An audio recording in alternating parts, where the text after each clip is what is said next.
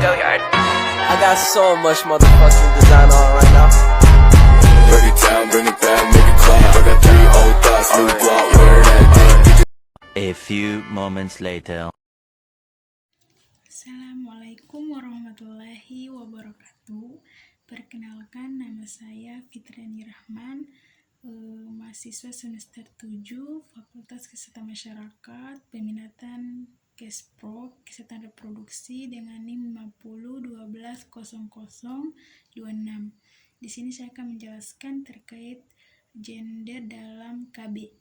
Nah, gender adalah perbedaan peran fungsi dan tanggung jawab yang dibentuk oleh lingkungan dan masyarakat, di mana kesetaraan gender adalah kesamaan kondisi bagi laki-laki dan perempuan.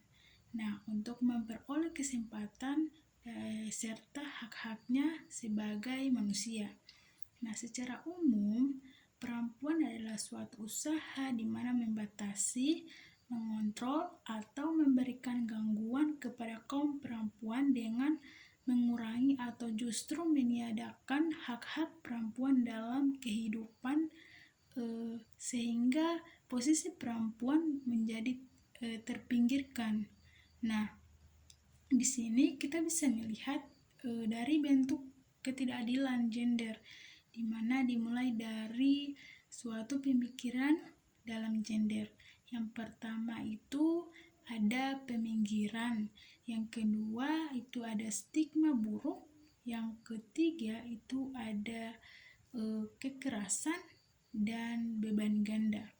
Nah, pertama, stereotip adalah pelabelan atau penandaan terhadap salah satu jenis kelamin. Stereotip selalu menimbulkan kerugian dan menimbulkan ketidakadilan, khususnya bagi perempuan.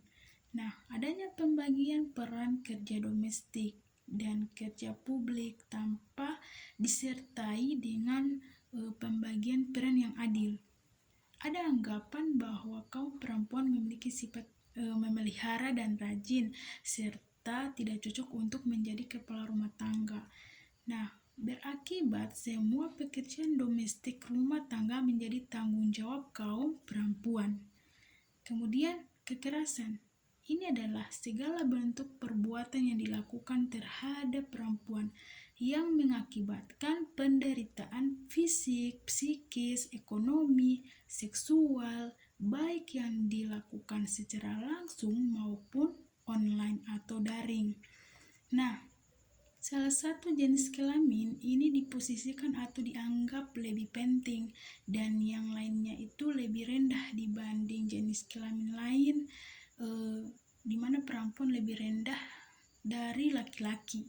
Misalnya, ada anggapan bahwa perempuan tidak perlu sekolah tinggi-tinggi karena akhirnya akan ke dapur juga dan pergi bekerja sebagai buruh migran. Nah, kemudian istri harus seizin suami, sedangkan suaminya tidak, karena ini dianggap bisa mengambil keputusannya sendiri.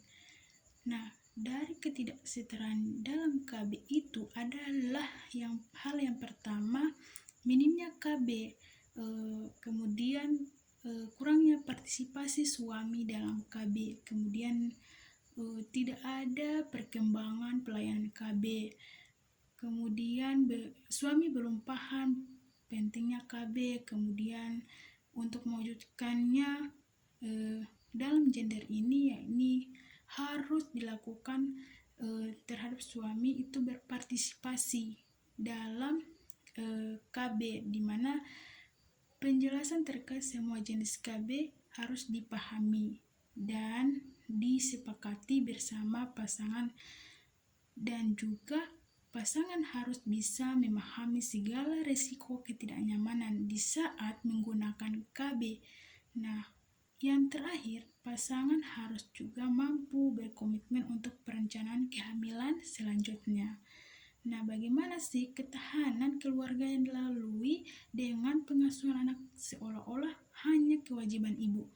Nah, kemudian tugas pembinaan anak itu hanya dibebankan juga pada perempuan saja, dan perbedaan interaksi dalam pengasuhan anak dan penyiapan potensi anak masih berorientasi kepada jenis kelamin. Nah, ini dapat dilihat dari keluarga yang berwawasan gender, di mana dipastikan dilakukannya agar peran laki-laki dan perempuan itu terdapat adanya keseimbangan, maka pola asuh laki-laki dari perempuan tidak dibedakan. Nah, kemudian dia memberi kesempatan yang sama pada anak laki-laki dan perempuan. Yang kedua itu dia harus memberi peluang yang sama juga dalam pemberdayaan ekonomi keluarganya dan kegiatan sosialnya. Yang terakhir juga harus memiliki suatu kontrol yang sama terhadap semua aspek. Nah, baiklah, itulah penjelasan materi terkait gender dalam KB. Bila ada salah kata, mohon dimaafkan. Wabillahi taufiq wal hidayah. Wassalamualaikum warahmatullahi wabarakatuh.